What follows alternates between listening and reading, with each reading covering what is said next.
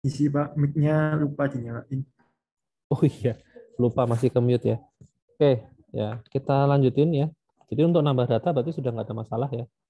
Eh, sudah apa bisa kesimpan semua ya, lancar gitu.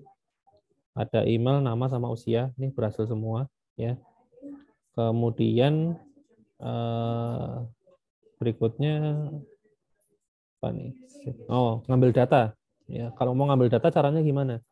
Sebenarnya tinggal pakai fungsi get aja ya. Fungsi get. Misalnya saya tambahin ini satu tombol baru ya. Atau kita cari namanya cari gitu ya.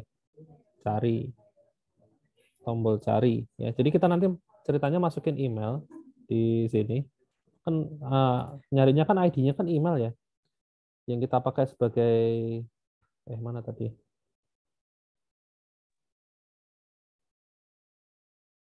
Loh, ke close ya kayaknya. Loh, nah ini. Oh, ininya tabnya banyak sekali. Oke. Ini kan ID-nya kan terakhir pakainya email ya. Emailnya dipakai sebagai ID. Nah, berarti apa namanya? Tuh, mana sih tadi? Nah, ini apa namanya? Kita nanti masukin email di sini. Misalnya saya masukin adi@gmail.com, maka ketika saya pencet tombol cari, datanya akan muncul ya, data ini. Ya, gitu. Itu untuk yang berikutnya, untuk ngambil data. Ya, fungsi cari ini nyari berdasarkan emailnya. Ya. Oke, saya tambahin di sini di bagian methods ada fungsi cari. Ya. Nah, untuk ngambil data itu juga simple. Ya, langkahnya sama sampai sini sama. Ya. db.collection, collectionnya kan penduduk. Ya, lalu dokumennya kan email. Ya kan, dokumennya kan email. Nah, di sini ada fungsi namanya get. Ya, untuk dapetin datanya. Gitu. Cuman datanya itu nggak langsung ditampung di sini. Ya, misalnya saya bikin variabel user sama dengan ini gitu nggak bisa. Ya, kalau kita lihat di modul, nah ini setelah fungsi ini yang anu ya. Ini kalau mau ngambil semua data, jadi nggak pakai dokumen, tapi yang pakai dokumen yang ini. Ya, ada dokumen ID-nya. Nah itu ada fungsi namanya den. Ya, ada fungsi apa itu? Kalau gue pakai apa? Apa yo? Oh, ada tapi kan AL kan udah.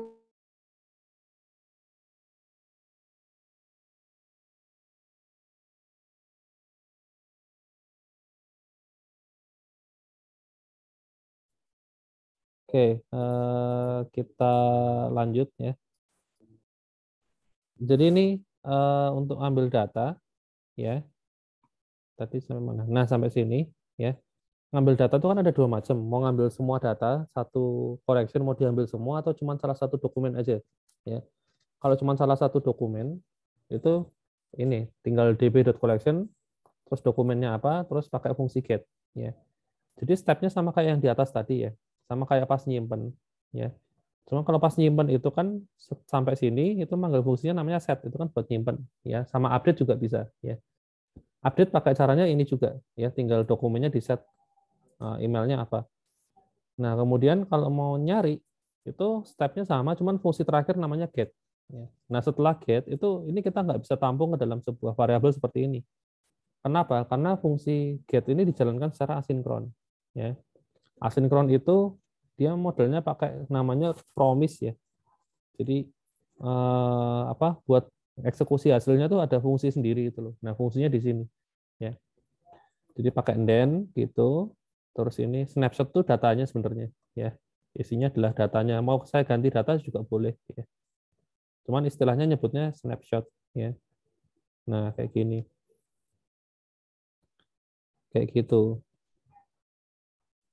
Oh, sorry. Ini snapshot dulu deh, baru datanya di sini. Nah, ini var data itu ngambil dari snapshot datanya ya. Nah, di data ini tinggal diambil, misalnya ada namanya, terus ada usia dan seterusnya ya. Oke. Mungkin di sini saya kasih untuk outputnya ya. H3 gitu misalnya ya. ada variabel namanya hasil misalnya, ya.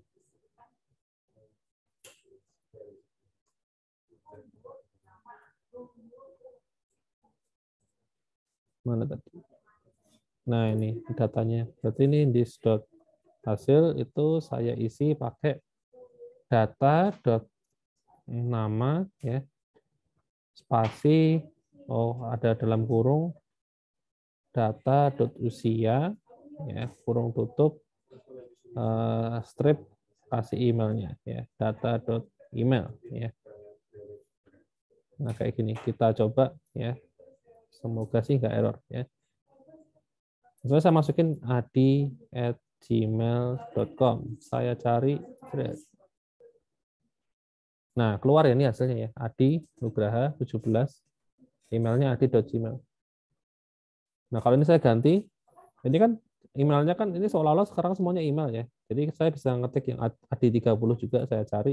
Nah ini. Nah emailnya undefined karena memang di sini kita nggak punya email, ya. Jadi ya undefined. Kalau yang berantakan ini, ya, yang hash ini coba kita masukin, ya, saya cari. Nah ini juga sama di Nugraha 17, emailnya undefined, ya. Nah itu untuk ngambil data, ya, ngambil data satuan, ya. Kalau mau ngambil data keseluruhan gimana? Ya, bikin tombol baru aja, ya. Show all itu, ya. Tampilkan semua, ya. Ini nama fungsinya semua, ya. Oke. Nama fungsinya semua, ya. Gitu. Nah, caranya mirip, ya, kayak gini, cuman dari collection itu kita langsung panggil fungsi get, ya, terus then, nggak usah pakai dokumen, ya, langsung then, gitu. Nah kalau yang di sini itu kembaliannya agak sedikit berbeda, ini namanya query snapshot, ya, jadi harus di mappingkan dulu, ya, gitu, kayak gini, ya, ini namanya tadi query snapshot, ya, istilahnya. Jadi snapshotnya beda dengan yang ini. Kalau snapshot di sini kita langsung ambil datanya bisa, ya. Cuma kalau yang di sini itu harus di mappingkan dulu, ya. Caranya seperti ini. Nah, di sini kita akan dapat list dari dokumen-dokumen, ya. Nah, kemudian kita bisa tampilkan di sini apa namanya? Mungkin tuh hasilnya kita pakai HTML aja, ya. Biar kita bisa pakai tag HTML di sini hasil gitu. Oke, nah terus kemudian kita lakukan looping untuk ini kan dokumennya kan isinya sekumpulan dokumen, ya. Nah kita looping, ya, var i sama dengan 0 selama i kurang dari documents.length, ya,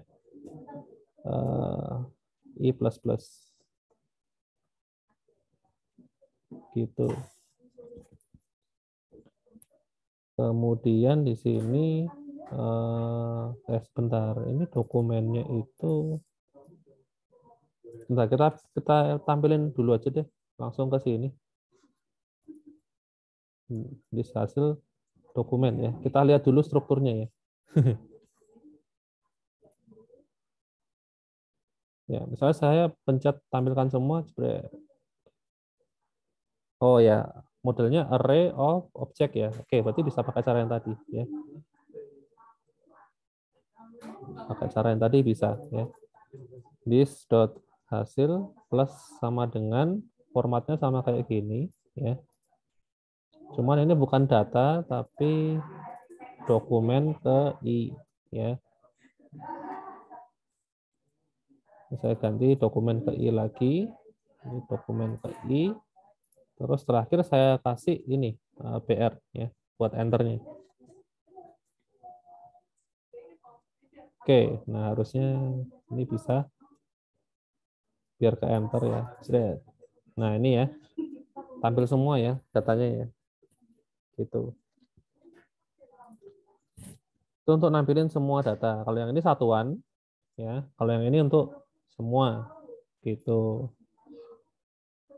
Kemudian kalau apa namanya?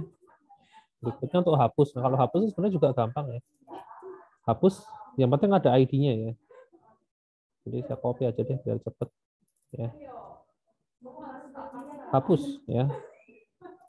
Hapus tuh sama kayak ini, sama kayak cari ya. Hapus itu sama kayak cari, cuman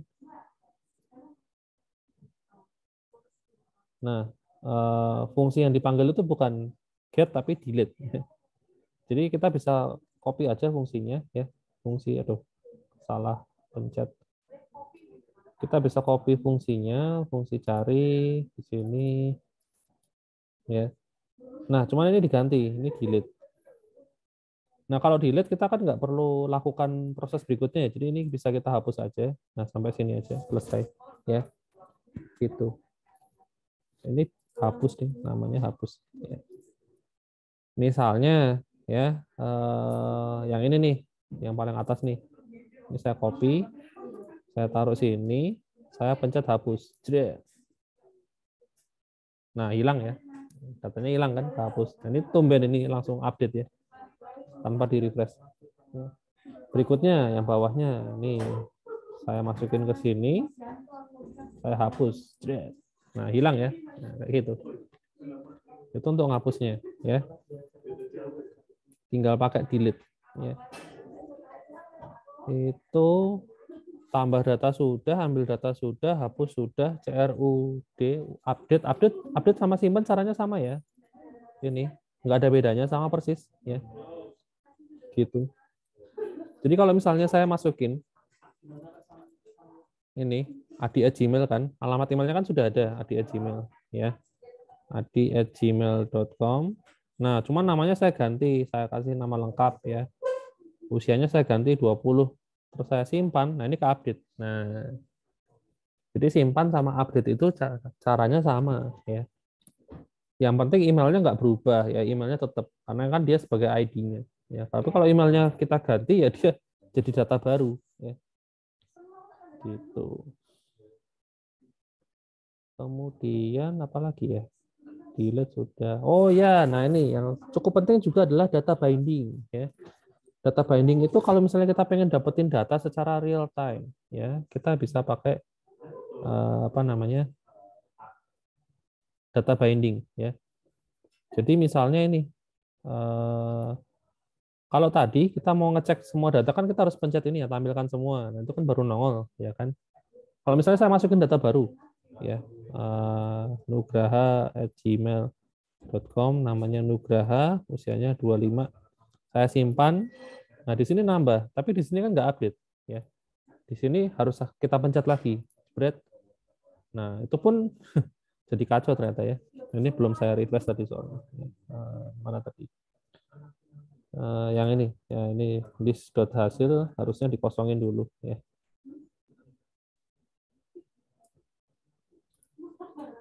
Gitu. Ini saya tampilkan. Nah, ada 3 kan, tapi kalau saya masukin lagi Adi Nugraha, RTIUKDWACID, nama Christian, usia 27, saya simpan. Nah, di sini ada di sini masuk ya. Tapi di sini nggak langsung ke update ya. Kecuali kita pencet lagi. Nah, baru nongol.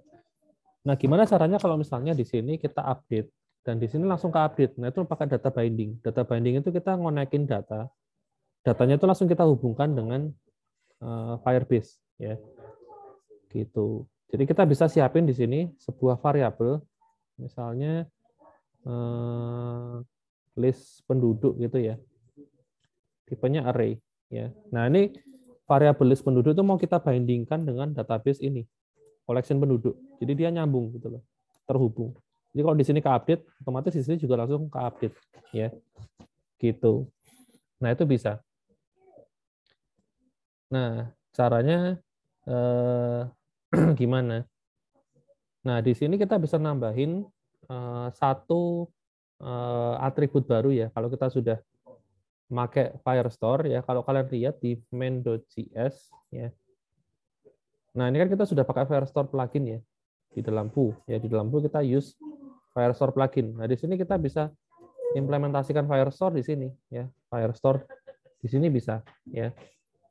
Nah, di sini kita bisa melakukan yang namanya binding, ya. Binding. Caranya kayak gini. Yang mau di binding datanya apa? Oh, data user. Itu db.collection user.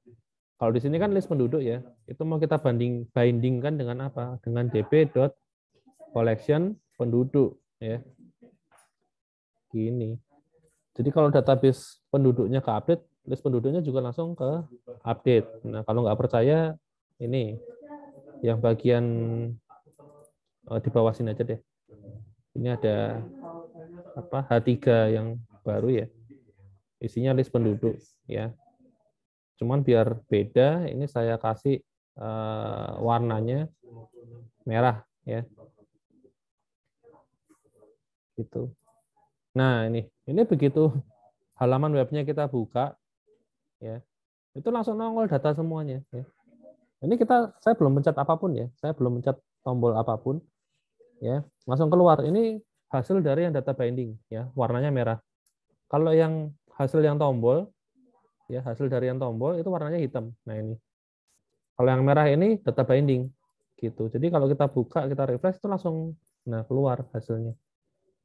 Demikian juga kalau misalnya di sini ya. Di sini secara sepihak ya. Di server secara sepihak saya hapus datanya. Ya. Itu harusnya yang di klien juga ikut hilang ya. Bentar. Ini biar kelihatan, saya kecilin lagi. Ini saya naikin. Misalnya yang ADI 30 ini ya. Ini saya hapus ya. Saya hapus, saya delete dokumen ya. Jebret. Nah, hilang ya. Berkurang kan datanya kan? Coba lagi yang ini deh, adi@gmail. Ini saya hapus. Itu yang ini ya, ini saya delete. Jebret. Nah, hilang kan? Langsung ke update. Demikian juga kalau kita nambah data di sini ya. Adi Nugraha @staff Adi Nugraha usia 50. Saya simpan. Nah, ini langsung ke update juga. Langsung ada. Jadi begitu di sini nambah, di sini juga ke update. Gitu. Kalau di sini berkurang, di sini juga ikut berkurang. Gitu. Jadi itu yang namanya data binding ya. Variabelnya itu terikat itu loh. Jadi list penduduk ini ya, list penduduk itu terhubung dengan db.collection ini ya. Ini sudah saling terikat. Jadi kalau di collection ada berubah, maka list penduduk juga ikut langsung ke update. Nah, kita bisa bikin database-nya real time ya dengan cara seperti ini, pakai data binding. Gitu. Nah, ini kalau misalnya aplikasi ditutup terus dibuka lagi, datanya masih ada ya, jelas ya. Ini saya close ya kan. Terus saya buka lagi localhost. Nah, masih ada. Berarti kan datanya sudah permanen ya. Di server sudah tersimpan secara permanen. Gitu. Jadi kalian sudah bisa bikin aplikasi yang full stack ya. Front end, back end, complete sama database-nya juga ya. Bisa ya pakai Firebase. Gampang kan? Nggak usah install XAMPP atau apalah, bikin tabel, create tabel, bla bla bla, itu nggak usah ya. Di Firebase tinggal klik satu tombol doang selesai ya. Sudah bisa kita pakai. Gitu. Oke. Kayaknya materinya sampai di situ doang. Iya, sudah habis ya. Ada yang mau ditanyain mungkin seputar Firebase, khususnya Firestore ya. Kalian sudah bisa bikin aplikasi full ya, full stack ya, komplit front end, back end ya. Misi Pak mau tanya. Kalau misalnya yang tadi kan di Firebase API-nya kan kita ada kayak token itu ya Pak, yang bisa sampai tahun berapa itu Pak, yang bisa expired dulu Pak. Ya. Kalau misalnya sudah terlanjur expired, terus baru diperpanjang gitu, bisa atau enggak Pak? Atau bisa. tetap harus ganti kalau sudah terlanjur di expired gitu? Bisa. Itu bukan token sih, itu cuma rules doang kok. Ini kan bisa kita gonta-ganti. Ini mau saya ganti, misalnya nih, saya ganti 2001 ya. Saya publish. Nah ini pasti rusak aplikasi kita ya. Nih saya refresh. Nah kayaknya ada error. Coba buka inspect elemen di bagian konsol. Nah ini missing or insufficient permission, ya. Misalnya kan kayak gini nih, seolah-olah udah expired nih, udah 2021, baru saya benerin sekarang, saya ganti 2050, nggak masalah, ya. Ini saya publish, terus ini saya refresh, nah baru jalan lagi, nah itu bisa kan? Nah ini saya praktekin barusan. Ini bukan token soalnya, ini cuma rules doang. Kita mau gonta-ganti kapanpun bisa, ya. Ini kalau mau bisa terus, ya. Ini nggak usah kasih aja true di sini juga boleh, ya. If true itu, ini bisa selamanya kalau kayak gini, ya. Nah, ini malah bisa selamanya. Gitu. Cuman kan, harusnya kan ini read and write itu kan nggak boleh bebas ya. Harusnya pakai autentikasi dulu. Jadi kita harus mengimplementasikan yang modul loginnya dulu. Gitu harusnya kalau pakai Firebase. Cuman ini kalau untuk keperluan testing, jadi kita bisa modifikasi rules-nya. Jadi semua orang boleh pakai dulu gitu loh. Aslinya nggak boleh. Ya gitu, tujuannya biar aman gitu. Tapi seandainya misalnya nih, aplikasi kita itu sebenarnya juga nggak terlalu krusial, ya kamu ubah rule-nya kayak gini aja nggak apa-apa kok, true gitu. Toh juga nggak masalah, kita juga kalau misalnya dibobol juga nggak masalah gitu ya. Ya udah gitu. Wong ini juga cuman aplikasi coba-coba itu misalnya ya, atau datanya memang nggak krusial. Tapi kalau misalnya kamu suatu hari bikin aplikasi yang cukup krusial datanya, ada uangnya atau data pribadi di sana, ya pasti kan butuh autentikasi. Ya, autentikasinya ini diimplementasikan dulu ya. Di get started nanti kita pilih mau login by apa gitu di sini ya. Gitu. Ini bisa diimplementasikan dulu baru yang Firestore-nya nanti rule-nya menyesuaikan. Gitu. Baik Pak. Sama kalau misalnya melakukan operasi seperti inner join atau join yang lainnya ke tabel Firebase itu bisa nggak ya Pak? Kalau join itu hanya berlaku untuk database yang relasional yang berbasis tabel. Kalau di sini tuh nggak ada konsep join sih. Memang nggak ada. Konsepnya tuh dokumen kayak kamu kalau ngakses map gitu loh, dictionary kalau di Python atau map. Nah konsepnya cuma kayak gitu, lebih simple. Ya, memang jeleknya adalah kita nggak bisa bikin query ya.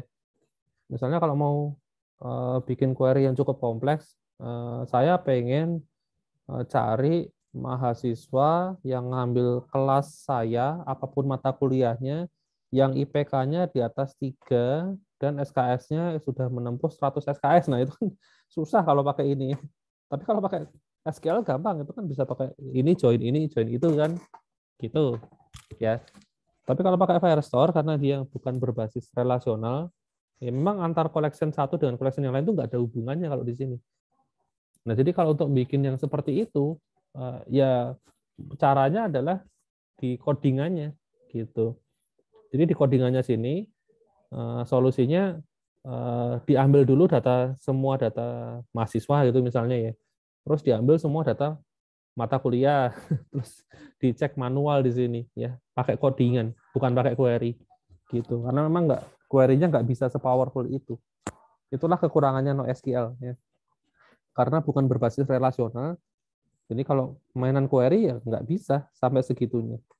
Gitu. Jadi inner join itu nggak ada. Berarti pemrosesannya dilakukan di apa? Codingan. Komputer yang usernya ya? Iya. Kalau komputasinya itu Pak. Kenapa? Komputasinya? Iya, dilakukannya pakai ini, pakai JavaScript-nya. Gitu, nggak bisa pakai query. Kalau SQL kan bisa di query-nya ya, pemrosesannya ya. Diambil datanya di where ininya sama dengan ini, terus join from-nya dijoinkan dan seterusnya kan bisa tuh. Kalau query, jadi datanya tuh langsung udah data jadi gitu loh. Sudah terfilter, sudah sesuai dengan yang kita inginkan. Tapi kalau NoSQL ya, Firestore gini nggak bisa kayak gitu. Kita ya paling ngambil berdasarkan ininya doang, salah satu atribut doang. Misalnya usianya antara 17 sampai 50 gitu ya. Tapi kita nggak bisa nyentuh collection yang lain. Misalnya ada 2 collection, ada penduduk sama ada kendaraan itu ya. Saya pengen cari semua penduduk ya yang usianya 17 sampai 50 dan dia punya mobil lebih dari 1. Nah, padahal mobilnya itu ada di tabel mobil gitu ya, tabel kendaraan. Nah, itu nggak bisa. Kalau pakai MySQL bisa ya, itu kan gampang ya, tinggal dijoinkan aja tabel penduduk sama kendaraan, apa namanya, ID-nya ID penduduk sama ID pemiliknya disamakan ya, sama dengan gitu kan, selesai ya. Itu kalau pakai MySQL. Tapi kalau di sini memang nggak bisa ya. Jadi nanti ngefilternya langsung di codingannya di sini, di JavaScript-nya. Gitu. Ya, kekurangannya memang di situ. Gitu. Oke, Pak, siap. Terima kasih, Pak. Oke. Ya itu memang kekurangan kalau pakai ini ya, NoSQL ya. Tapi kalau kelebihannya sih lebih ringkas ya, lebih praktis, lebih ringan yang jelas ya. Kalau pakai MySQL itu kan dia ada sistem indexing dan seterusnya ya. Database-nya tuh berat ya. Terus terang aja itu berat. Kalian kan juga harus milih engine-nya juga ya. Milih engine tuh nggak boleh salah loh di database MySQL. Nah itu kan biasanya kalian pakai default ya. Saya lupa ya kalau di PHP MyAdmin defaultnya apa ya, MyISAM atau InnoDB ya, antara itu ya. Itu kan juga sebenarnya nggak boleh sembarangan kan milih engine-nya itu kan. Sebenarnya engine-nya ada banyak macam ya, tapi yang paling populer kan itu MyISAM sama InnoDB ya. Itu fungsinya pun berbeda. Nah, itu jangan-jangan kalian selama ini nggak memperhatikan itu ya. Sama aja dikiranya, tapi sebenarnya beda. Ada kayak gituannya. Nah, kalau di Firestore nggak ada kayak gitu ya. Karena memang database-nya sederhana gitu ya. Cuman nyimpan data dengan struktur tree begini terus udah kok. Nah, makanya kekurangannya adalah di sini kita nggak bisa aneh-aneh, nggak ada query dan seterusnya. Gitu. Ada lagi yang mau ditanyain? Isi, Pak. Saya mau tanya terkait kuis, Pak. Kuis, Kira-kira kapan dibuka ya, Pak? Saya belum sempat bikin lagi. Ya, saya usahakan minggu ini ya. Kemarin saya baru nyicil sedikit. Ya, gitu. Oke, Pak. Terima kasih, Pak. Yuk. Ada lagi? Ya, karena kebetulan ini kerjaannya juga lagi banyak sekali. Entah kenapa tiba-tiba saya dikasih banyak kerjaan, terutama ya, dan kemarin juga kebetulan barusan ini dapat apa namanya pendanaan untuk pengabdian. Nah, itu terus saya sibuk ngurusin itu ya jadinya gitu. Ya, mohon maaf jadi agak molor ya. Karena yang ini tuh karena PWL ini memang belum ada apa namanya bank soalnya ya. Jadi saya harus bikin dari nol. Kalau mata kuliah yang lain sih sudah ada ya. Jadi apa namanya tinggal nambahin dikit-dikit terus udah. Nah, kalau ini kan belum ada sama sekali ya. Jadi harus bikin dari nol dan kebetulan saya sendirian. Biasanya kalau mata kuliah yang lain tuh berdua itu ya, kayak struktur data itu kan dosennya banyak ya. Bagi tugas itu kan satu dosen cuma bikin berapa 5 soal gitu ya. 5 soal doang ya. Terkumpul berapa misalnya 20 soal itu kan totalnya. Nah, diambil 10 buat kuis gitu. Nah, kalau yang ini kan misalnya saya kuisnya ada 10 soal, berarti saya harus bikin paling enggak 15 sampai 20 soal ya. Sendirian. Nah, itu dia yang bikin lama ya. Gitu ceritanya. Oke, ada lagi yang mau ditanyakan mungkin? Permisi, Pak. Tadi bedanya snapshot sama query snapshot apa ya, Pak? Oh, gini, kalau snapshot itu apa namanya? Query snapshot itu isinya kumpulan snapshot. Mana tadi ya? Nah, ini sebenarnya tipe datanya berbeda, cuma kan di JavaScript nggak kelihatan ya. Jadi kalau query snapshot itu isinya adalah kumpulan-kumpulan snapshot gitu loh. Kalau yang ini snapshot ya itu cuma single snapshot. Jadi snapshot itu adalah kembalian dari Firestore ya. Isinya sebenarnya ada berbagai macam informasi, tapi kan biasanya yang kita pakai adalah datanya doang kan. Data kembaliannya doang. Jadi maka kita ambil datanya aja gitu. Kalau yang query snapshot itu isinya dia tuh bentuknya ini collection ya, collection dari snapshot. Nah, jadi di sini kita mappingkan, kita filter ya snapshotnya itu ke dalam datanya. Jadi yang kita ambil datanya doang ya. Gitu. Ya bedanya cuma di situ sih. Ini intinya kalau ini snapshot ini single ya. Satu snapshot, kalau yang ini adalah banyak snapshot. Gitu. Semacam collection dari snapshot itu loh. Isinya snapshot gitu. Karena kan kalau ini kalau kita pakai kita ambil sebuah collection, kita ambil isinya, itu kan pasti isinya lebih dari satu ya. Yang minimal satu ya. Tapi kan kemungkinan bisa lebih. Nah, jadi kembaliannya di sini berupa ya anggap aja ini array of snapshot gitu aja. Ya. Kalau yang ini db.collection.document, nah ini sudah pasti dijamin hasilnya hanya satu data doang ya. Nggak mungkin lebih ya. Jadi ini isinya hanya single value saja ya. Single snapshot gitu. Ini kan masalahnya kalau di JavaScript kita nggak bisa lihat konten apa tipe datanya ya. Tapi kalau misalnya kayak di Android kan juga sama nih, pakainya snapshot juga ya. Kalau mau ngakses Firebase, nah itu kita bisa lihat tipenya gitu loh, isinya apa aja fungsinya gitu. Kayak gitu. Jadi ini anggaplah ini array of snapshot ya, yang query snapshot ini. Gitu.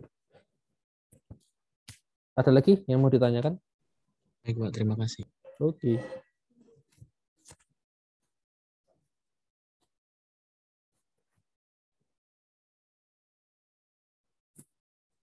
Tidak ada? Oke, ya sudah. Kalau nggak ada, saya rasa kelas kita sampai di sini dulu. Ya. Sampai ketemu lagi minggu depan kalau gitu. Ya, oke. Thank you semuanya. Terima kasih, Pak. Terima kasih, Pak. Terima kasih, Pak.